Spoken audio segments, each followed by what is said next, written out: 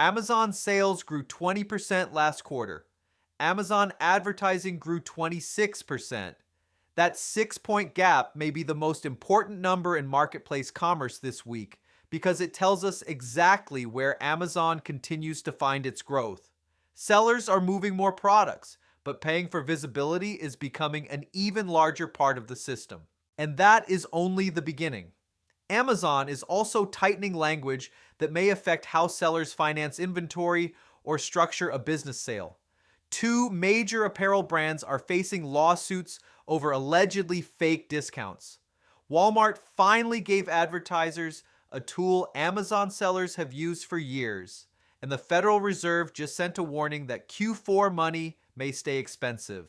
Welcome to Selling on Giants, the podcast for marketplace operators trying to stay ahead of Amazon, Walmart, Target, and the forces changing e-commerce. I'm Will Hare, co-founder of Bellavix, and this is your weekly e-commerce news update for the week of August 4th, 2026. Let's get into it. Amazon reported $200.6 billion in second quarter sales, up 20% year over year. Third-party seller services reached roughly $46.8 billion, up 16%. Advertising reached $19.8 billion, up 26%. That means advertising is growing 10 percentage points faster than the seller services revenue it sits on top of. Amazon is increasingly growing its marketplace revenue through what brands pay to be seen, not only through what they sell. This is not a temporary holiday bidding spike that disappears when everyone calms down in January. It is part of the business model. If your 2027 plan assumes your tacos stays flat, while Amazon's advertising business keeps compounding faster than marketplace services, the spreadsheet is doing motivational speaking. It is not forecasting. Amazon also showed us where that advertising growth may go next. Shoppers who click a sponsored prompt convert 48% more often and spend 21% more than shoppers who do not. Amazon's ads agent is producing an 8% lower cost per impression and a 6% lower cost per acquisition for advertisers using its targeting. Then there is Alexa for shopping. More than 350 million customers used it during the last 12 months. Active users nearly doubled in the second quarter, while interactions increased more than 5 times year over year. In the United States, these shoppers spend about 40% more per order. That matters because the shopping journey is changing from search, click, compare, and purchase into ask, recommend, and sometimes automatically purchase. Price alerts and auto buy can now complete parts of the decision without a shopper returning to your product detail page and carefully rereading every bullet. For operators, there are two immediate moves. First, model your future margin with advertising taking a larger share of sales. Second, audit the top 20 ASINs in your catalog for complete attributes, clean variation data, competitive pricing, reliable inventory, and consistent price history. When software helps choose the product, structured data becomes part of your creative strategy. The next Amazon change moves from advertising expense to the way some sellers fund the business. Amazon published changes to its Business Solutions Agreement on May 29th. They take effect August 24th, 3 weeks from now. The revised language broadens the restriction around transferring rights or obligations under the agreement. It also identifies pledging as prohibited. Outside attorneys and marketplace operators read that language as potentially affecting arrangements that use future Amazon disbursements as collateral, along with transactions that assume a Seller Central account can simply move to a new owner. This does not mean every loan connected to an Amazon business suddenly becomes invalid. It does mean sellers should stop guessing. If you use a merchant cash advance, revenue-based financing, or another facility tied to Amazon receivables, pull the security agreement and look for language covering Amazon disbursements. Then get the lender and your attorney on the phone before the next Q4 draw. The same caution applies to anyone buying or selling an Amazon business. An asset sale, ownership change, and account transfer are not automatically the same thing. The operating entity, bank records, and seller central registration need to line up. If you have a letter of intent in progress, confirm the compliance process now. A funds hold is a terrible way to learn that the deal and the marketplace account tell different stories. And if all of this sounds more complicated than selling a good product should be, that is because it is. At Bellavix, we have helped brands sell more than $500 million on Amazon, and we are an Amazon verified ad partner. Our job is to turn advertising, operations, content, and marketplace policy into one hands-on operating plan. You can learn more at bellavix.com. Now back to the show. That Amazon agreement is one reminder that platform language matters. 2 lawsuits filed within 10 days of each other are a reminder that pricing language matters too. Nike and Lululemon are facing separate lawsuits alleging deceptive strike-through pricing.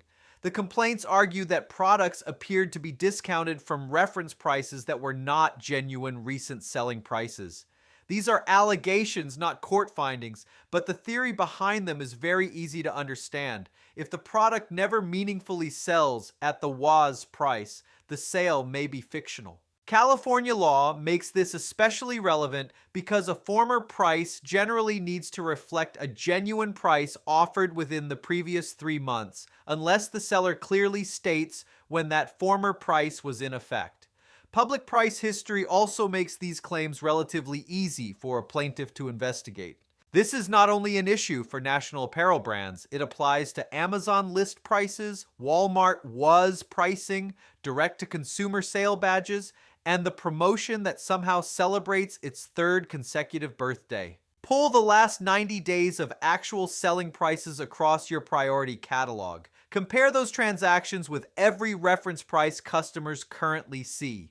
If you can substantiate the higher price, keep the documentation. If you cannot, remove it. Amazon already suppresses list price displays when its systems do not support the reference price. These lawsuits give every platform another reason to tighten enforcement. While Amazon and the courts are creating more homework, Walmart just handed advertisers a useful tool.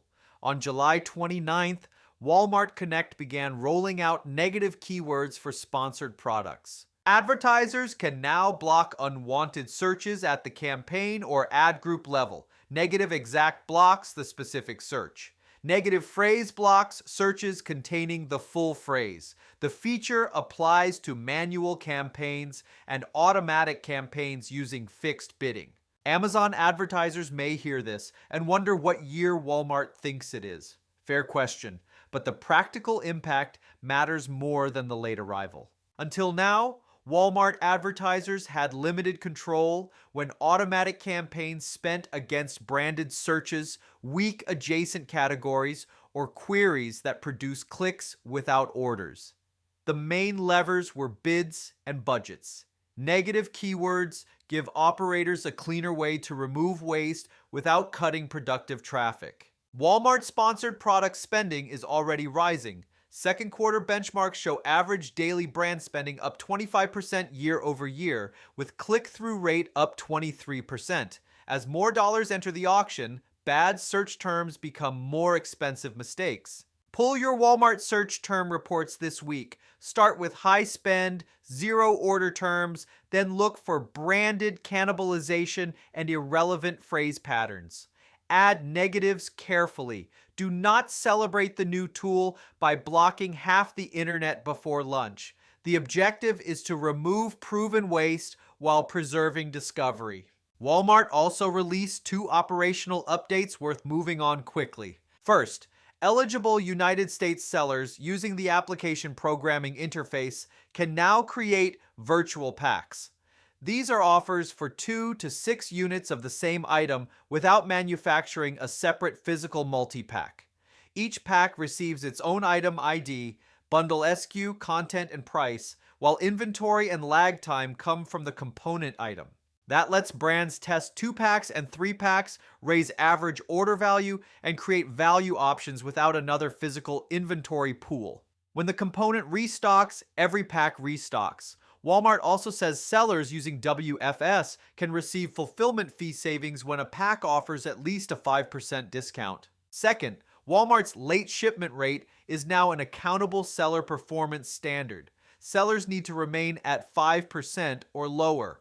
Walmart also changed how expected ship dates are calculated for seller-fulfilled orders with lag time above 0. For orders placed after the cutoff, that can move the ship date 1 day earlier. If you self-fulfill, review your lag time settings, first carrier scans, and actual handoff times now. A label created on time does not help if the package waits until tomorrow to meet the carrier. Virtual packs create a merchandising opportunity. The shipment rule makes sure operations can support the demand.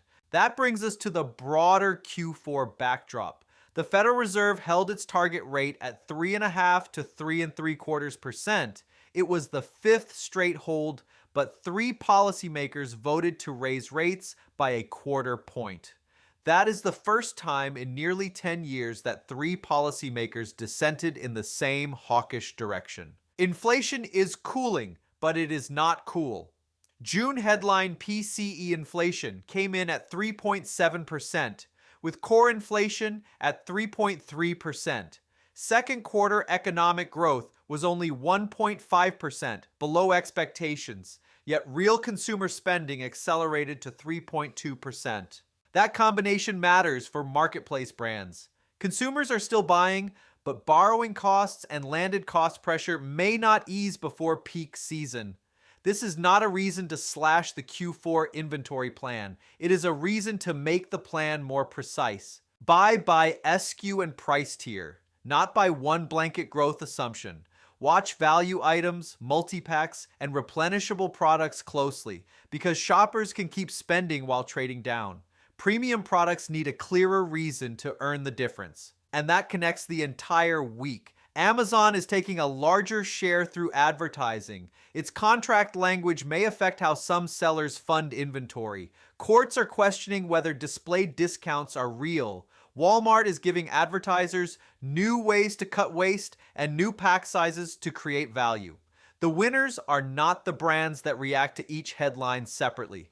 They are the operators who connect margin, pricing, advertising, inventory, and compliance before Q4 exposes the gaps. Thanks for listening to Selling on Giants. Follow the show, subscribe, and leave a review if this helped. I'm Mr. Will, and I'll see you next week.